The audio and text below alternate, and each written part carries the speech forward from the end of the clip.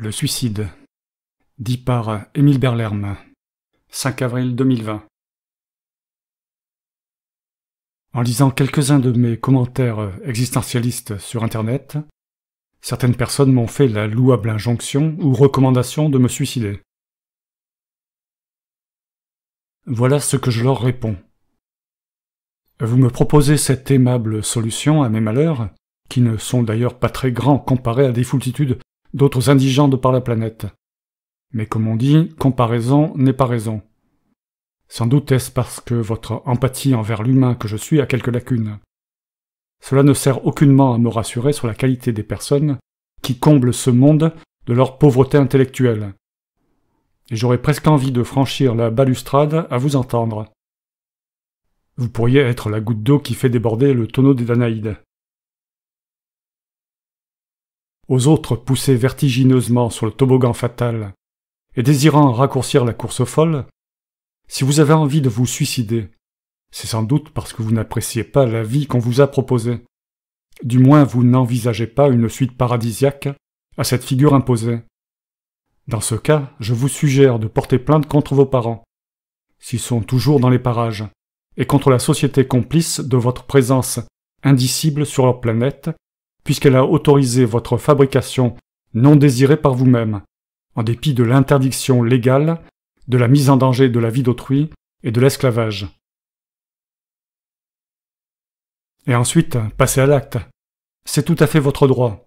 Faites ça avec tambour et trompette, convoquez la fanfare. Laissez une missive expliquant pourquoi il n'est pas dans leur intérêt, si la réincarnation ou la ressuscitation existe, de vous remettre dans ce monde abject. Une planète prévenue en vaut deux, paraît-il. Mais avant de réaliser ce geste définitif, lisez donc la suite, cela pourrait également vous plaire. Quant à moi, si je me suicidais, je ne pourrais pas m'empêcher d'avoir vécu les années qui ont précédé, durant lesquelles j'ai été le jouet de mes parents et de la société. Je ne pourrais donc pas effacer ce crime infini commis contre moi. Je ne ferais que m'effacer moi-même et effacer ce que j'ai enduré. L'infime choc que mon suicide vous causerait n'est pas un acte suffisamment démonstratif selon moi.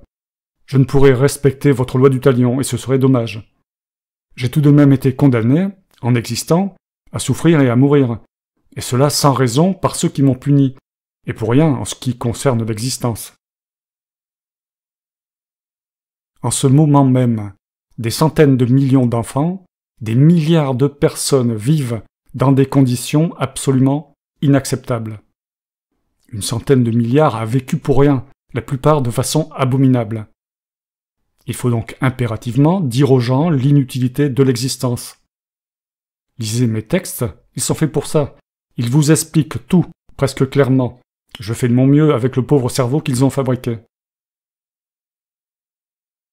Je considère que mon suicide serait un crime envers l'humanité, puisque je cesserai de pouvoir prévenir les gens du danger absolu de l'existence alors qu'elle est totalement inutile. Faites comme moi, aidez-moi, transmettez, amusez-vous. Et surtout, nul n'est tenu d'obéir aux ordres de la nature et de sa propre nature. Tout le monde doit savoir que la vie n'a aucun sens. L'existence est absurde. Les mots que l'on dit ou les actes que l'on produit contre l'absurdité de la vie ne peuvent être absurdes. Ce texte sur le suicide n'est pas absurde. Le suicide lui-même en tant qu'acte n'est pas absurde. Il est une solution violente. Et si vous savez y faire, sans douleur, pour exprimer l'absurdité que les personnes ressentent à exister au service des idéaux ou des instincts primaires de leurs géniteurs et associés. Quand on veut dire « non merci » au pseudo-cadeau de la vie qu'on nous a fait en nous mettant simplement devant le fait accompli de l'existence, quel autre moyen y a-t-il que de mettre fin à cette obligation? Mettre fin à toute forme d'esclavage n'est-elle pas dans les droits humains? La vie étant de l'esclavage, nous avons le droit d'y mettre fin quand ça nous chante et si ça nous enchante. Si l'on veut dire merde à la souffrance d'exister qu'on nous a infligée en nous mettant devant le fait accompli de l'existence, quel autre moyen y a-t-il que le suicide?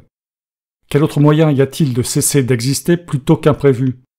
Puisque condamner une personne à vivre, c'est non seulement la condamner à mourir, mais à souffrir. Se suicider est donc abonder dans le sens de ceux qui nous ont condamnés à mourir en leur donnant raison. Et ainsi, si je suis réincarné, je pourrais me re-suicider beaucoup plus souvent.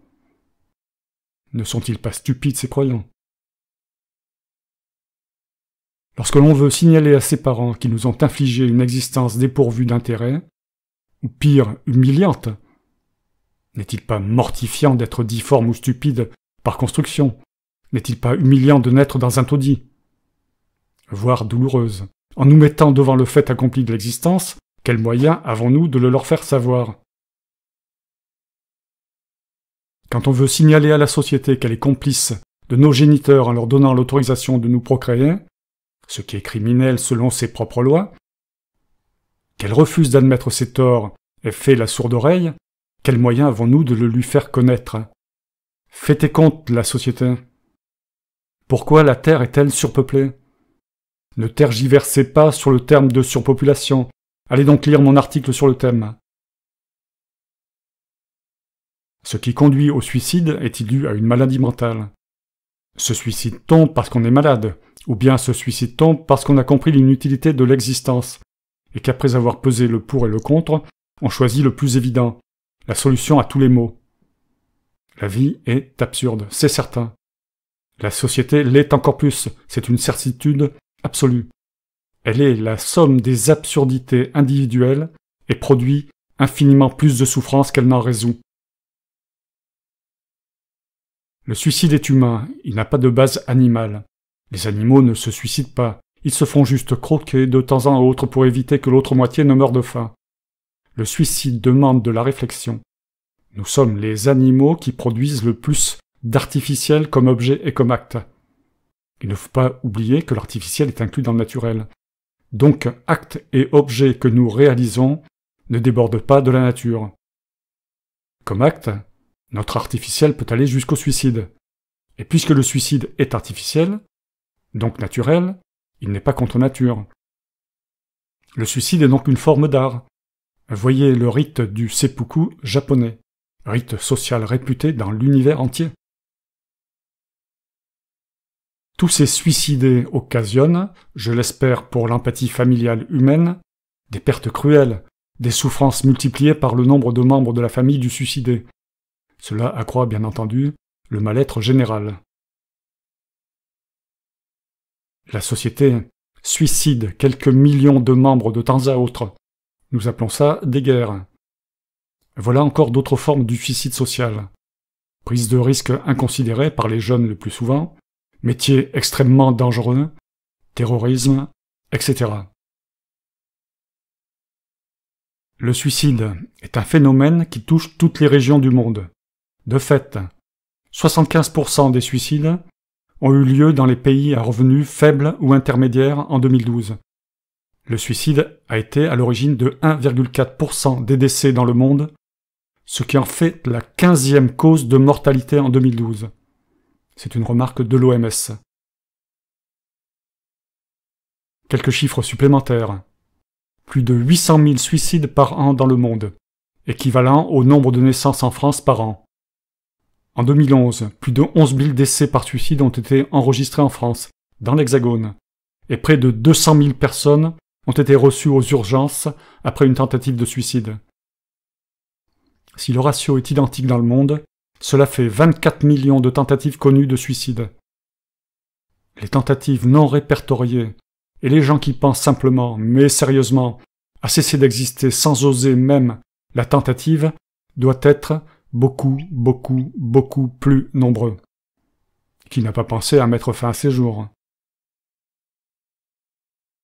Le suicide serait la 15e cause de mortalité dans le monde, tous âges confondus, et en 2012, il représentait la 2e cause mondiale de mortalité chez les jeunes entre 15 et 30 ans. Le suicide est un rejet de l'existence qui a été imposé. Le suicide est une insulte à ses parents. Il signifie « Voilà ce que je fais de ce cadeau empoisonné que vous dites m'avoir donné. »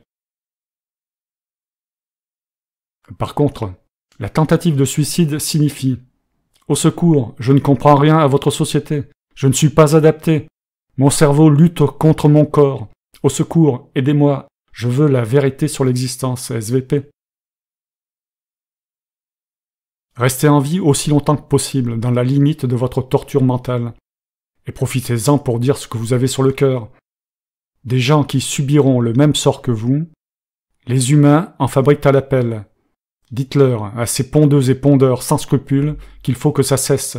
Faites comme moi, puis attendez d'être proche de votre mort naturelle pour mettre fin volontairement à votre vie, comme un autre signe du dégoût de ce qu'on vous a fait tout en vous abandonnant à votre sort, comme un animal mal sevré. Et surtout, préparez une lettre d'insulte à la société complice de votre existence. Sommes-nous humains, oui ou merde? Et pour terminer, demander à une femme de faire un enfant est une incitation au suicide, puisqu'elle a au mieux 2 chances sur 1000 d'en mourir, selon une moyenne mondiale. Fin. Émile Berlerme.